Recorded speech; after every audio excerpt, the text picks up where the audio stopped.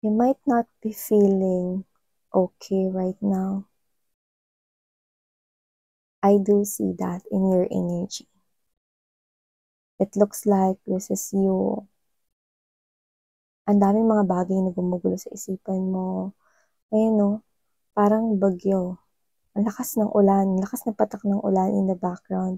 Ang itim ng ulap at may 3 espadang nakatarak sa puso dito, no? Or sa heart.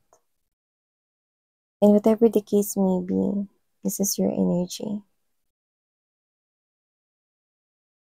You feel a lot of negative energies in yourself right now. Nakita ko ng mix ng mga emotions. Like you're sad about something, you're tired, you feel restless, you're frustrated, disappointed.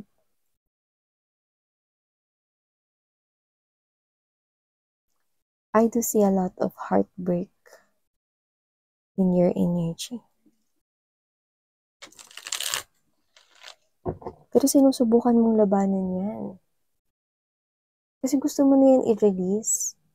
But you know what, the 10 of Wands energy, you are almost sa top ng hill. Pwede mo nang i-release ito. Kaya mo. Kaya mo yan, no? Nabuhatin yan, no? At ibagsak. No? Tanggalin sa sarili mo.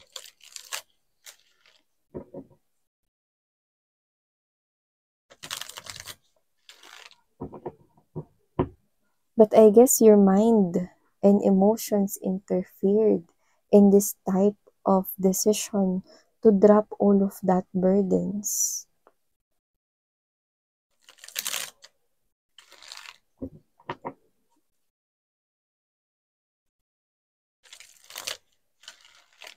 But I'm seeing that you're fighting.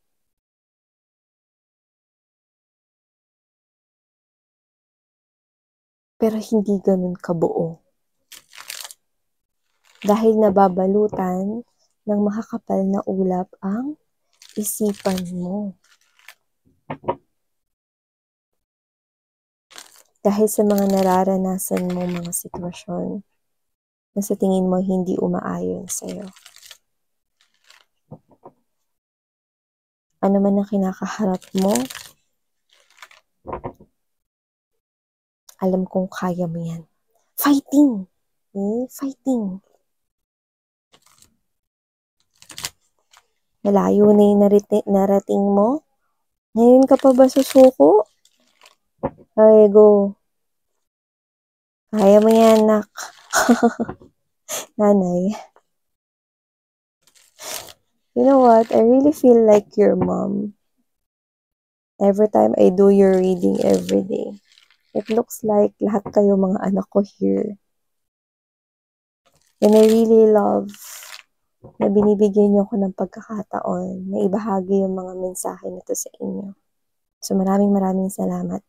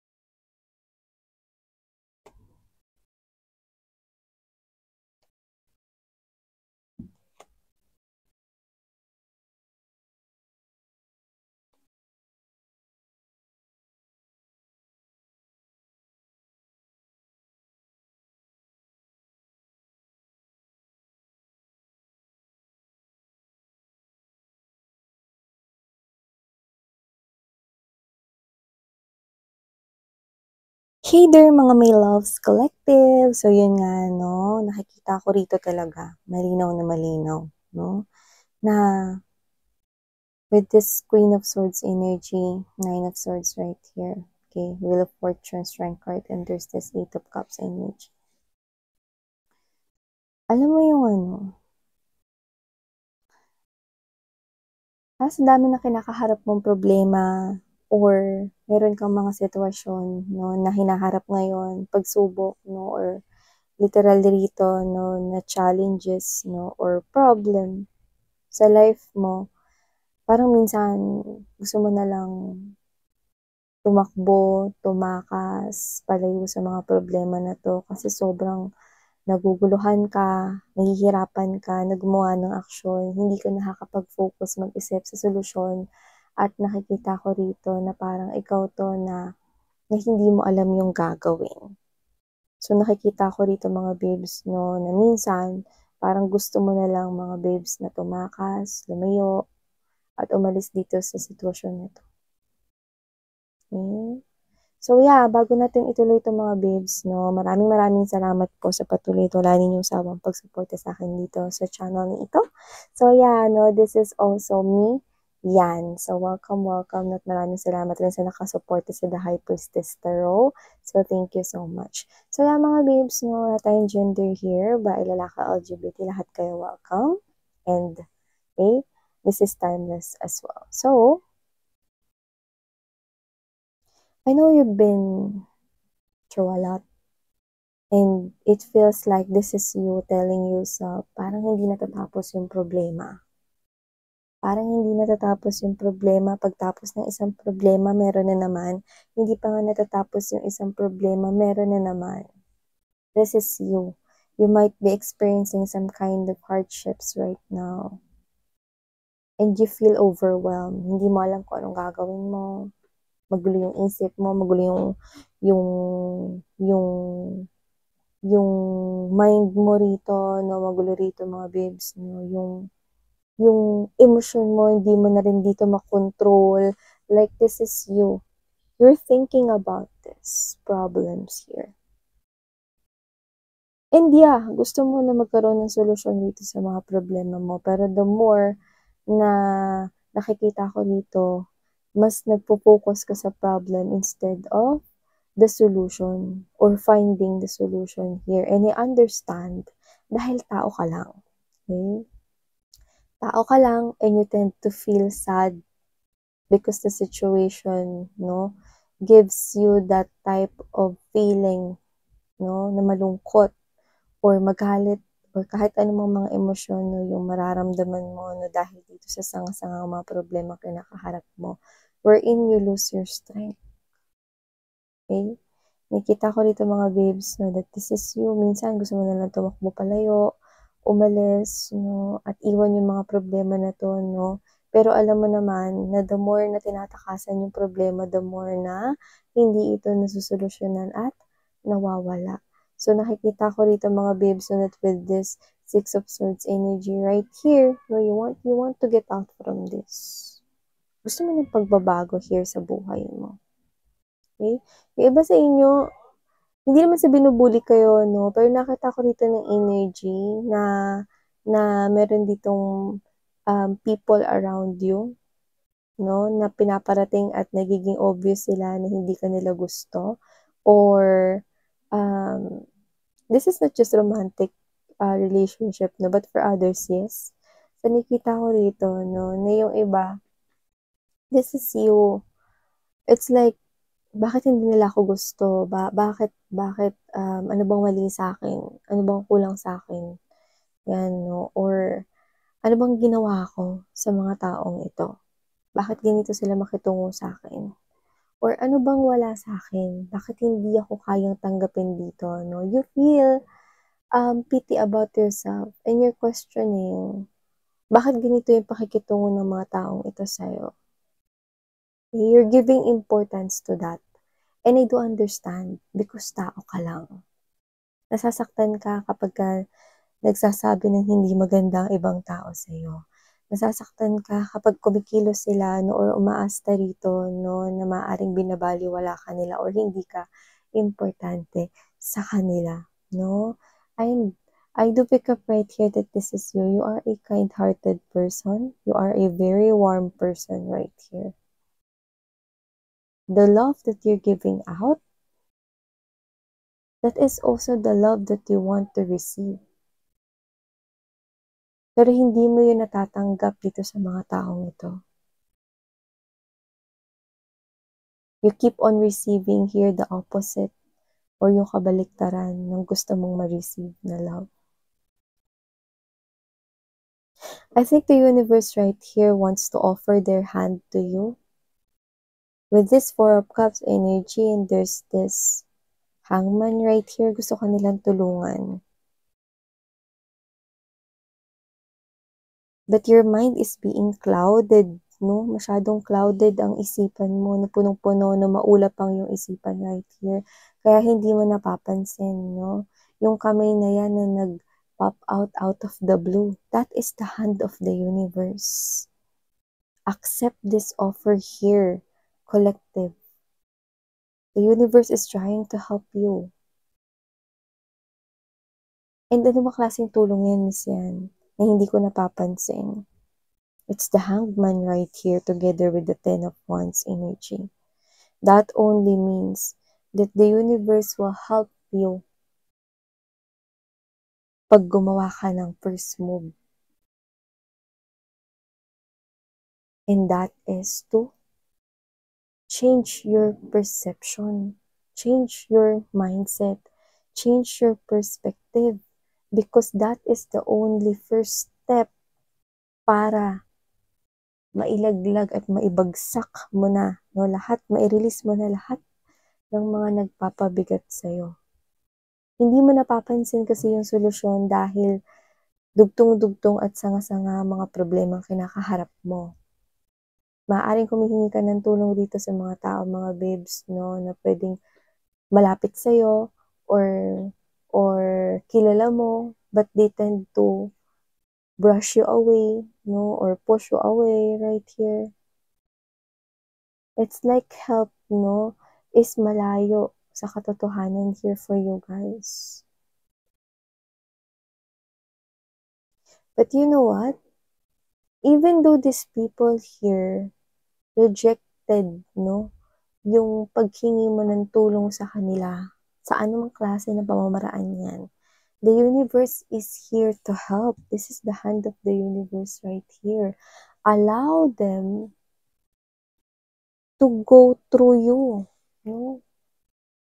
Allow them to talk to you because they're speaking to you. And makaka-enter lang sila sa'yo rito. Makakausap ka lang nila if you will use your intuition. But your intuition here is kinda off. Naka-off ito, parang switch ng ilaw, no? Because you are overwhelmed sa mga problemang kinakaharap mo ngayon. The universe is trying to get your attention right here. No, maaring nakakakita ka rito ng pagsikat ng araw. Okay, like sunrise. Pwedeng literal na pagsikat ng araw habang nakatingin ka sa bintana, no? And iba naman, pwedeng yung sa wallpaper nakita mo, no, yung sunrise, like pasikat yung araw here, no? Or this is you, no, parang nakita ka ng mga maliliwanag na bagay, like literally yung parang nakakasilaw sa mata, like yung bagong ilaw na bombilya, no, pwedeng napundi yung ilaw ng bombilya mo and then pinalitan mo, no, the light is too strong. It catches your attention. Okay? So that only means that the universe right here wants to talk to you. That you can have that beginning here for yourself, that new beginning here for yourself. The sun is about to rise and that is new beginning right here. You could be seeing here na parang nakakasilaw, no? Pwedeng ilaw, bombilya, araw, no? Wallpaper right here. There's light in it. And the universe is showing you the way. Alam niyang mahihirapan ka on this one. Because ang taong punong-puno rito, no, ng mga problema, no, kung paano ito susolusyonan, mahirap talaga makapag-focus na mag-isip ng mga positive na mga bagay. Yes? Yes. Diba? Totoo yun. Okay? Na kapag may problema ang isang tao, no, nahihirapan siya makapag-focus doon sa solusyon. Kasi yung problema yung pinaka naiisip niya. Paano kung ganito yung mangyari? Ano kaya kung ganito yung mangyari rito? Paano na ako? Yan, no? So, iniisip ko rito, no, yung negative agad. Because you're focusing on the problem, not sa solution. Yeah, you've been trying to think of solution. Ano kaya kung ito yung solution na gawin ko? Pero, this is you're doubting that already. Paano kung hindi mag-work to? What? Stop overthinking. Okay? Stay positive at all costs. Stay happy at all costs, no matter what the situation is. I know it's hard, but your angels and guardians ay totoo sa'yo. They want to help you here. They're already sending here signs and signals to you. Pay attention to it because they are about to let you see, no, that you have here future, that there's new beginning, Three of Wands energy, Ace of Coins, that there is calm after the storm. So with this Eight of Swords energy in reverse, Justice, you will definitely have that balance. You will definitely release yourself. No, alam mo mga babes, no, if you're worried here with other people, kahit isang tao lang sa buhay mo na naniniwala sa'yo, sobrang okay na yun. Hindi ba kailangan na maraming taong kailangan maniwala sa'yo? You just only need one person who believes in you. But more likely, you know who that person is? You. You need to believe to yourself. Because that is the only way for you to survive this thing called life. Diba? If you focus with the solution instead of the problem, then you will attract solution here in your life. But if you tend to focus on problems right here, then you will get to attract more problems in your life. Your mindset is the game changer here, babe. I know it's difficult. I know it's hard. Pero sa umpisa lang yan.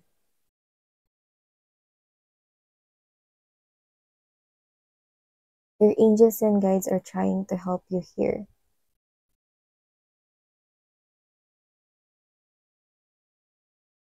They're letting you see the way out. For you to be able to see that sun rising. Okay? I know. But that is the only key para makalabas ka sa sitwasyon mo. Be the game changer here of your own life. Don't let the problems eat you up. Eat that problems up. Kainin mo yung problema mo na yan. Okay, so whatever the case may be, I know you can do it. You only live once. Okay? Be happy or be the happiest person on earth. Okay? Hayaan mong problema sa sarili niya. Okay? So yeah, these are all the messages I've got right here for you guys. Thank you so much. Listen to your intuition because that is the only way that the universe can connect to ya. Okay? So thank you so much, Sarang. Hayo, love and light. Annyeong.